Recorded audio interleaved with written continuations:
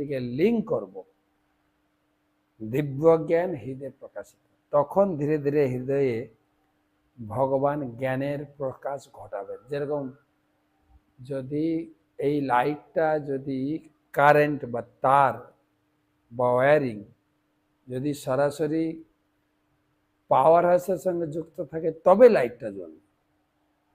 তো আমরাও সেরকম, এখনই আমরা অজ্ঞান অন্ধকারে যুক্ত, যখন সদ্গুরুর কাছ থেকে দীক্ষা নেবেন, পরম্পরাতে আপনার নাম নথিভুক্ত হবে, আপনি সেই পরম্পরা ভুক্ত হবেন, অচ্যুত গোত্র নাম ধারণ করবেন, তখন ধীরে ধীরে বৈদিক জ্ঞান আসবে। শুনতে হবে, সুশ্রুম, গীতার সপ্তম অধ্যায়ের শুরুতেও বলা আছে, মজ্জাবেশ মনোজিত, কি বলে, যথা জ্ঞাস্যসি তৎশ্রেণু। গুরুজনদের কাছে শুনতে হবে, গুরু পরম্পরার কাছে শুনতে হবে, তবে বৈদিক জ্ঞান প্রকাশিত হবে। কেননা এই জ্ঞান আমাদের ধরা ছোঁয়ার বাইরে।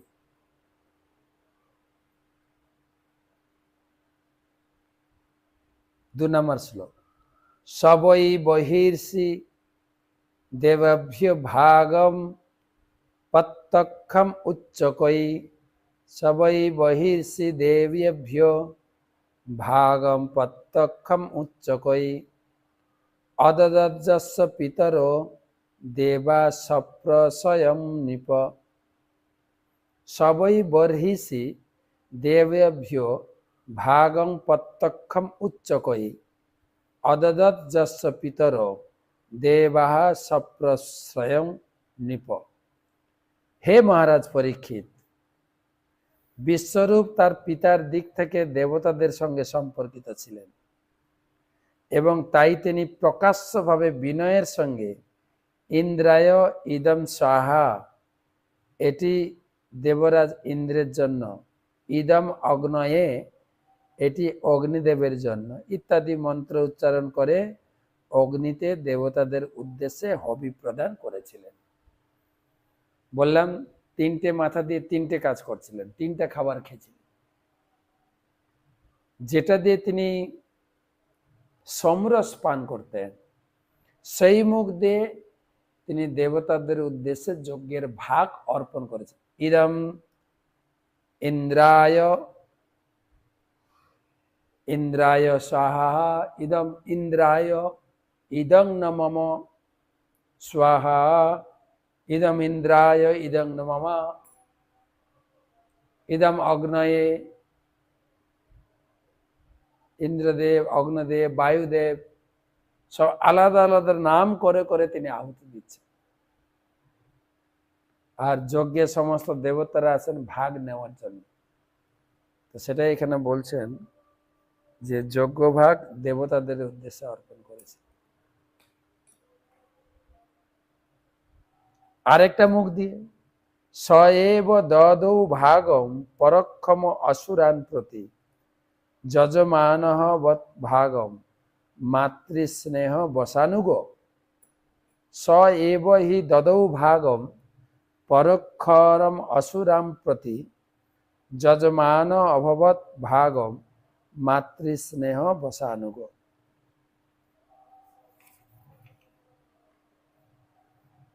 যদিও তিনি দেবতাদের নামে যজ্ঞ ঘি আহুতি দিচ্ছিলেন, তবুও দেবতাদের অজ্ঞাতসারে তিনি অসুরদেরও যজ্ঞ ভাগ নিবেদন করেছিলেন, কারণ তার মাতৃ সম্বন্ধে তিনি তাদের সম্পর্কিত ছিলেন।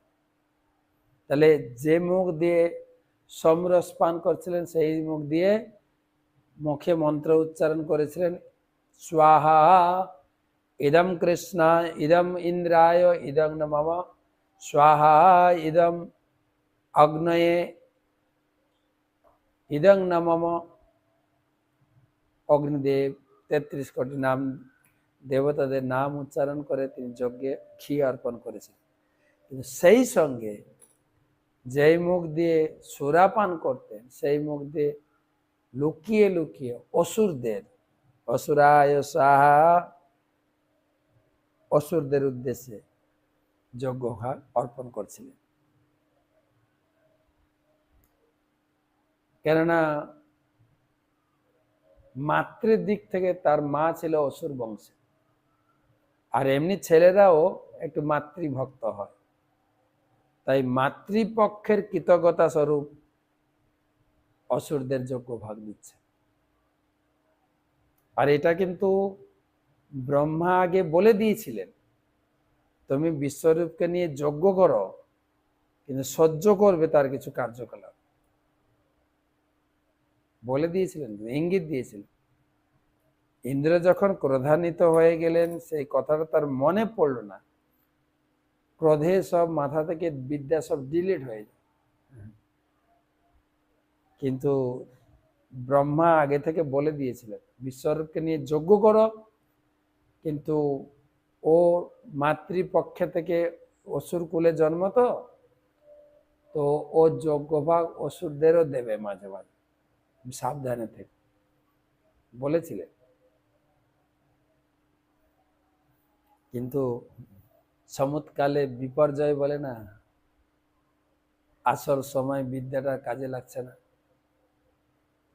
খুব রেগে গেলেন, ভীষণ রেগে গেলেন, যে যাই হোক নারায়ণ কবচের মাধ্যমে নিজেকে সুরক্ষিত করেছিলাম এবং দেবতাদের পরাভূত করেছিলাম, কিন্তু এ তো লুকিয়ে লুকিয়ে অসুরদেরকে যজ্ঞ ভাগ খাওয়াচ্ছে, তার মানে অসুররা আবার পরাক্রমশালী হয়ে আমাকে হারাবে, এই ভয় ইন্দ্রের মধ্যে ঢুকে গেল।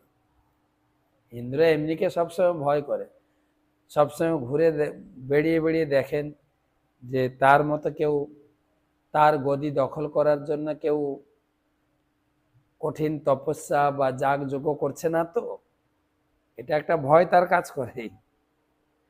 আর এই বিশ্বরূপকে দেখে হয়তো আরো ভয় খেয়ে গেছে, আরে এ লুকিয়ে লুকিয়ে অসুরদেরকে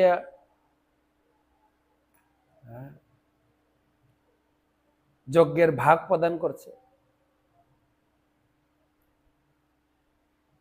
ভীষণ ভয়, ক্রোধে অন্ধ হয়ে গেছে, আর কিছু করতে না পারে কি করলেন, তদ্দেব হেলনম তস্য ধর্মালিকম সুরেশ্বরঃ আলক্ষ্য তরসা ভীতস্তস্যস্ন ছিনত রুষা।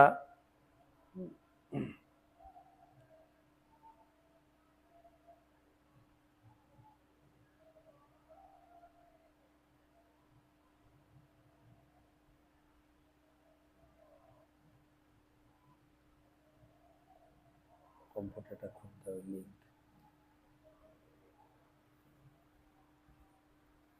তো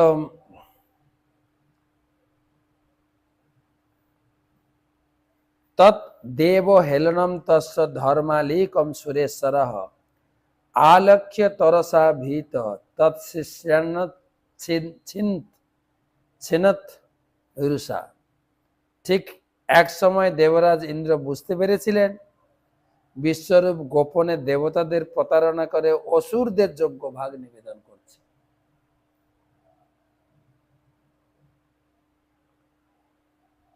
তখন তিনি অসুরদের কাছে পরাজিত হওয়ার ভয়ে বিশ্বরূপের প্রতি অত্যন্ত ক্ষুব্ধ হয়ে তৎক্ষণাৎ তার তিনটি মাথা কেটে দিলেন।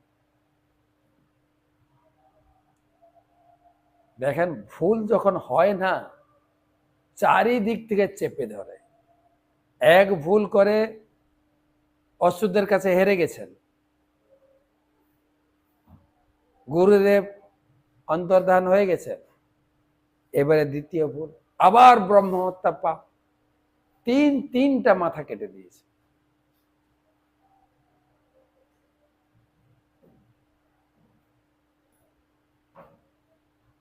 সমৎকালে বিনশ্বতী বলে না,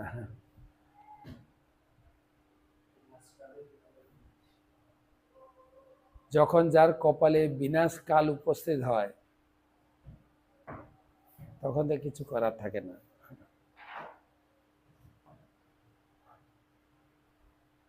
কোনো বুদ্ধি, কোনো কিছু। একটা হয়তো যে মাথা দিয়ে অসুরদের যজ্ঞের ভাগ দিচ্ছিল সেই মাথাটা কাটলে হতো, তিনটা মাথা কেটে দিয়েছে। সোমপীঠম তুজ্জতস্য শির আসিত কপিঞ্জল কলম্বিঙ্ক সুরাপীঠ অন্যাদং যৎস তিত্তিরি। সমপীঠম তুজতস্য শির আসিত কপিঞ্জল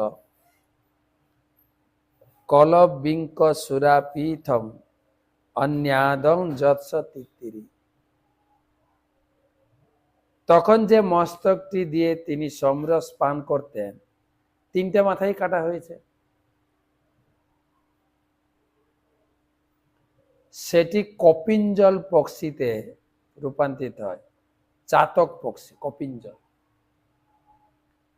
আর যে মস্তক দিয়ে সুরা পান করতেন সেটি কলবিঙ্ক পক্ষী, চটক পক্ষী, চটক পক্ষী জানি না আমি। আর যে মস্তক দিয়ে অন্ন ভোজন করতে সেটা তিত্তিরি পক্ষী হয়েছিল, তিত্তিরি।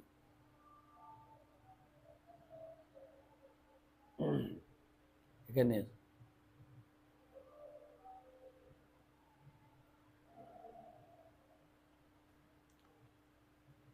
তিনটা মাথা, তিন দিকে।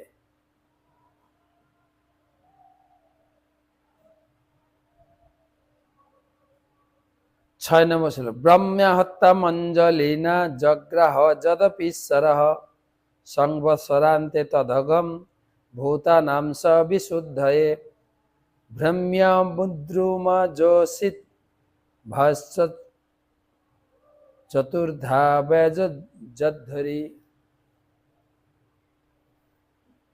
এখানে আছে, এখানে ব্রহ্মা হত্যা মঞ্জলিনা জগ্রাহ যদপীশ্বর সংবৎসরান্তে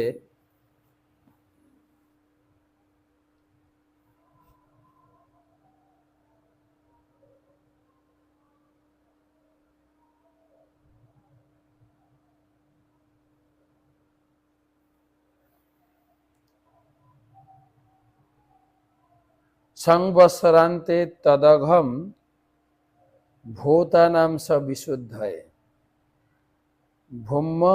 ভূমম্বুদ্রুমজোষিদ্ভ্য চতুর্ধা ব্যভজদ্ধরি।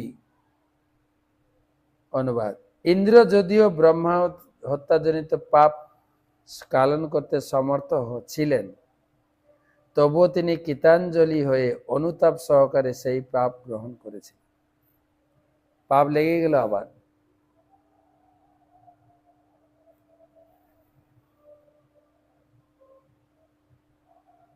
তিনি 1 বছর যাতনা ভোগ করার পর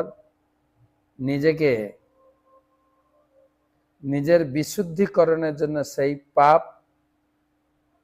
পাপের ফল পৃথিবী, জল, বৃক্ষ, স্ত্রী জাতির মধ্যে ভাগ করেছিলেন। আমরা কালকে তো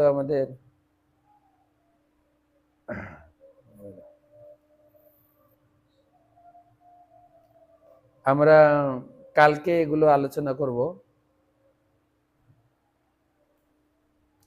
যে কি কালকে তো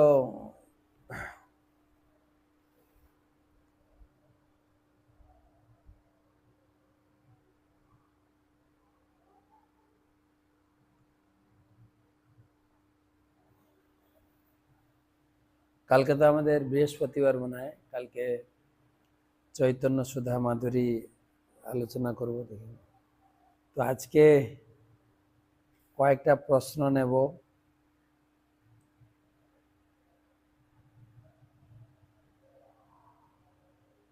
প্রশ্ন করেছেন আমাদের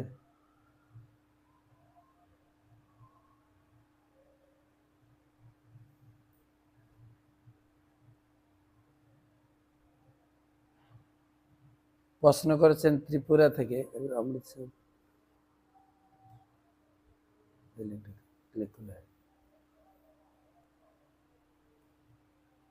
যে শুয়ে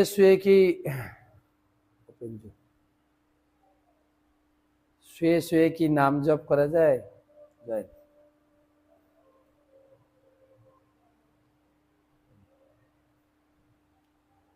আমার কোশ্চেন হচ্ছে শুয়ে শুয়ে জব করবেন কেন? কেন জব করবেন? বলা হয়েছে আপনাকে বসে জব করতে অসুবিধা, যে শুয়ে জব করবেন? যদি শারীরিক অসুবিধা থাকে আলাদা ব্যাপার, নাহলে কেন শুয়ে শুয়ে জব করবেন? বসে জব করুন।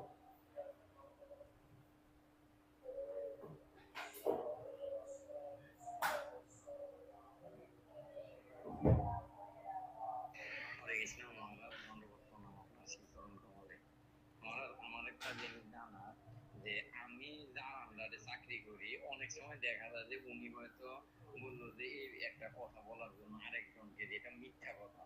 এখন ওনার এখানে আর একজন প্রশ্ন করেছেন আমাদের সবুজ সিংহ, যে আমরা যেখানে থাকি কাউকে কিছু বলতে গেলে বলে এই কথাটা তুমি বলা, যে কথাটা মিথ্যা কথা, আমি কি মিথ্যা কথা বলতে পারি? বা মিথ্যা কথা না বললে আমার চাকরি টিকবে না। ব্যালেন্স করেন, ব্যালেন্স। মিথ্যা কথাও বলবো না, প্লাস আমার চাকরিও টিকবে, সেরকম যেরকম যুধিষ্ঠির মহারাজ বললেন অশ্বত্থামা হত ইতি গজ। তা আমাদের কথা বলার জন্য, স্বাভাবিক পরিস্থিতিকে সামাল দেওয়ার জন্য তেমন কিছু পরিস্থিতিতে ব্যালেন্স করতে হয়।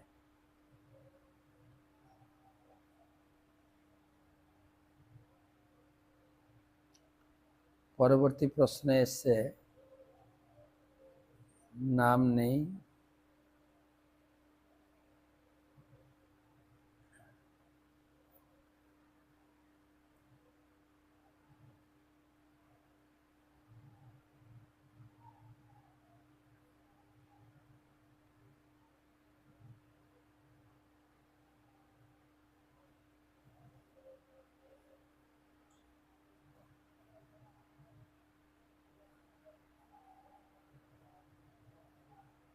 একটা বিষয় জানার ছিল, যদি কৃপা করে বলতেন। মোবাইলে দেবদেবীর ভিডিও দিয়ে বলে দেখার পর শেয়ার না করলে বিপদ, এটা কি ঠিক নাকি? কিছু কিছু ক্ষেত্রে কিছু কিছু দেবদেবীর কিছু কথা লোকে প্রচার করে, এইটা পড়ে যদি আপনি শেয়ার না করেন তাহলে আপনার বিপদ হবে। হরিনাম করেন, হরিনাম, বা ওগুলো ইগনোর করে যান। হরিনাম করেন, তাতে মঙ্গল হবে। হরিনামে সর্বসিদ্ধি লাভ করুন। হরিনাম।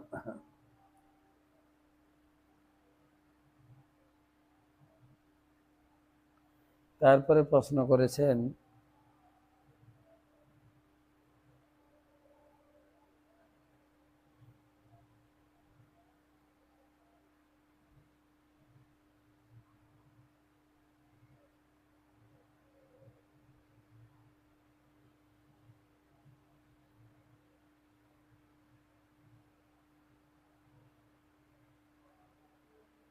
আমি ক্ষেত্র নীলাচল দাস, বাংলাদেশ থেকে 7ই মে 23 বৃহস্পতিবার আমি গৃহস্থ জীবনে প্রবেশ করছি, কৃপা করবেন। জয়, আপনার গৃহস্থ জীবন সুখী হোক, ভগবানের কাছে প্রার্থনা করি। আরেকটি প্রশ্ন আছে, রঘুনাথ দাসের দণ্ড মহোৎসব চৈতন্য চরিতামৃতের কত অধ্যায়ে আছে? চৈতন্য চরিতামৃত অন্তলীলা, অন্তলীলা 6ষ্ঠ পরিচ্ছেদ, যেখানে রঘুনাথ দাস গোস্বামীর বর্ণনা পাবেন। সেখানে দণ্ড মহোৎসব, রঘুনাথ দাস গোস্বামী কিভাবে নিত্যানন্দ প্রভুর সঙ্গে মিলিত হয়েছিলেন সেই কথাগুলো পাবেন। চৈতন্য চরিতামৃত অন্তখণ্ড 6ষ্ঠ পরিচ্ছেদ, রঘুনাথ দাস গোস্বামীর বর্ণনা।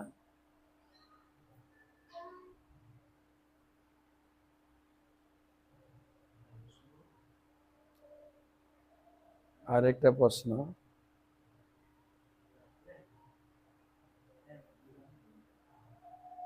মহারাজ আমি শুনেছি মানুষ মৃত্যুর পরে দেহের আত্মা বাড়ির আশেপাশে কয়েকদিন থাকে। এখন আমার প্রশ্ন হচ্ছে, মানুষ যদি এক দেশ থেকে আরেক দেশ গিয়ে মারা যায়, বা রাস্তাঘাটে অ্যাক্সিডেন্ট করে অথবা হসপিটালে যদি মারা যায়, তাহলে সেই দেহের আত্মা কোথায় অবস্থান করে? আত্মা কি মৃত্যু দেহের সাথে সাথে বাড়িতে চলে যায়, নাকি মৃত্যুর পর যেখানে যেখানে মৃত্যু হয়েছে সেখানে থেকে যায়? আমার নাম জরিফ কুমার ত্রিপুরা, ঠিকানা খাগড়াছড়ি, বাংলাদেশে।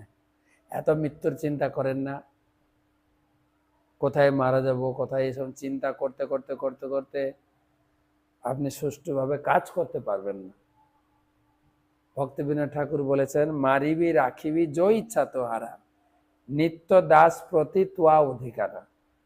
ভগবানের চরণে অবস্থান করেন, ভগবান রাখবেন, মারবেন, ভগবানের উপর ছেড়ে দেন।